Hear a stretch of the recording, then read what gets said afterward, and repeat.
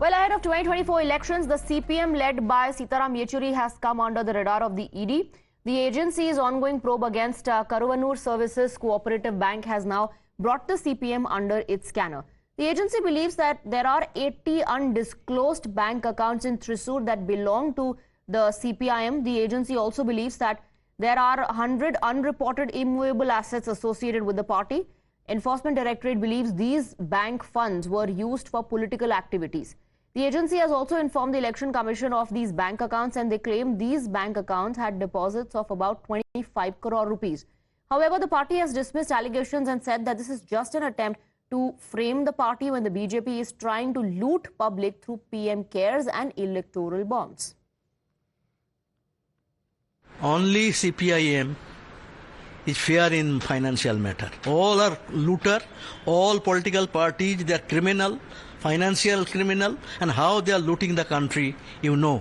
How Modi care fund and how that electoral bond, how the money have been looted and pressurized the capitalist and snatched money from this in this fund. So these things are going on. Now they have, because Communist Party, Marxist Communist Party, nobody could blame. Nobody can blame that they are financial criminal. That is that. They will have to find out, na? They have to dig it. Because they want to, if all are criminal and only one people are honest, they cannot tolerate it. Because they are trying to dig something. All right, Bhavtosh is joining us with more details. Bhavtosh, of course, the reaction that has come in from the political party, the CPIM, which is under the scanner, is that this is nothing but political vendetta. But take us through what the Enforcement Directorate is probing.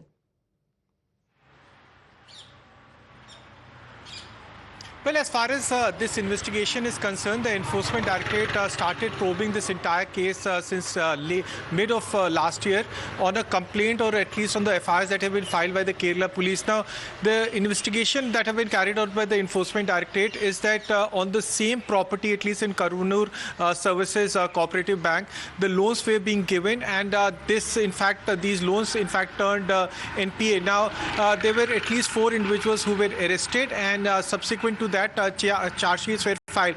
But the development that has in fact raised many questions in the fact that the Enforcement Directorate has now written to the Election Commission of India saying that there are at least 25 undisclosed bank accounts of the ruling party in Kerala, and also some 100 undisclosed of land on which offices of CPIM has been opened. Now, this correspondence between the Enforcement Directorate and ECI happened in January, and what they have said is that these bank accounts were not only opened in the cooperative bank but also in other banks, and most of the remittances were happened in cash.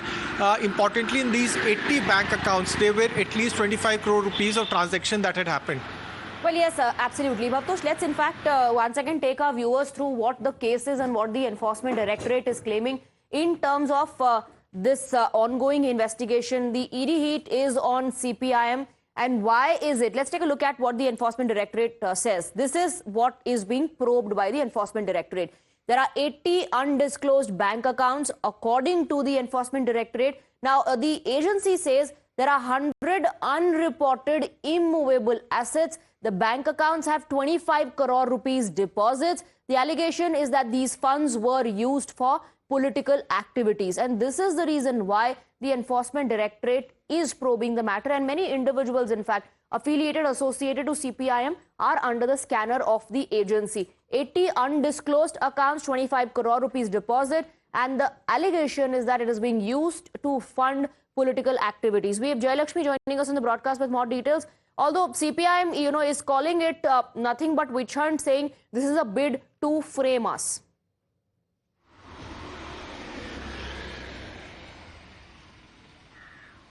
Certainly the Karuvanur scam has been going on since now 2-3 years now, and in fact this has been alleged that after the state police investigated this, ED has come into play, and it's been a month since the investigation is going on. Now currently ED has found out new evidences against the CPIM leader, and in fact AC Moideen is the CPIM leader that is being specifically investigated by the ED agencies, and in fact they are saying that Other than that, they have undisclosed assets, and as usual, CPIM is targeting the center and saying that it is all a political vendetta. And this is not the first time CPIM is claiming something like that. Even previously, even in other cases as well, always CPIM comes forward and says that center is trying to take out on the opposition parties by bringing in the so-called investigative agencies that are sidelined with the BJP government in the center, and that has been the same rhetoric has been repeated by the CPIM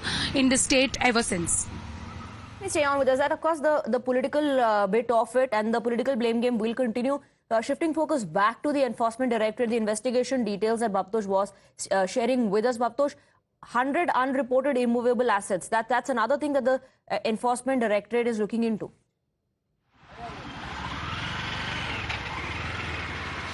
Yes, Swati, what is a matter of concern as far as the Enforcement Directorate is concerned, that these 100 immovable assets which are land, the offices of the party has opened, and the party offices are in fact in operation now. The ED had in fact had a correspondence or had written a letter to the Election Commission of India claiming that whether the ruling party or the CPIM had informed the Election Commission of the BJP joining us in the broadcast. Thank you very much for giving us your time. First reaction that has come in from the CPIM is that this is a bid to frame their party and individuals affiliated to the party. How do you respond? See, everybody in Kerala knows that there's been so much of money laundering by the ruling dispensation for the past many years. You know, traditionally also all the cooperative banks have been run by the communists. And it has been found over the past many years that so much of money has been actually laundered. The money given to the wrong people, money misappropriated, because all the office bearers of these cooperative banks are all from the party, all CPM. So much of money has been misappropriated by the office bearers, by the party, and used. And we see that there are multiple accounts for the party in every district. In some districts, I'm told there are hundreds of accounts. None of these have been declared, and so obviously all the money that is coming in is so you're saying it has money. Nothing to do with the timing, nothing to do with the upcoming Lok Sabha elections? No, you see, my view is that when a crime takes place, any time is good time to catch the criminal. I don't think we should wait. If a murder takes place, you don't say, well, it's election time, let's wait for the election to be over. I think in terms of investigation into crimes, I think any time is good time, and this is a good time. All right. KJ Alphonse, thank you very much for joining us and for taking those questions. I'm going back to Bhabtosh. Yes, Bhabtosh, please finish the point that you were making.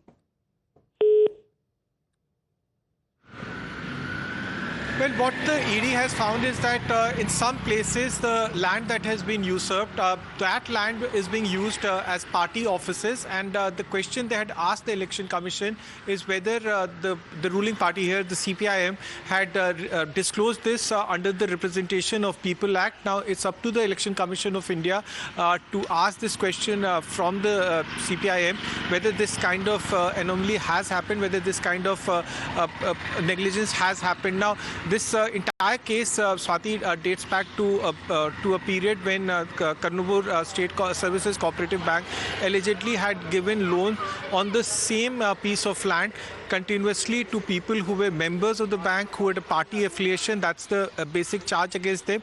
And what ED claims that there is a money laundering worth at least 150 crore rupees. Now, last year there were raids and searches starting from September onwards, went on till October. AC Mohiuddin was questioned. His premises were also searched. But the charge sheet that was filed in this case included only 4 individuals. AC Mohiuddin's name was not in the list of the accused.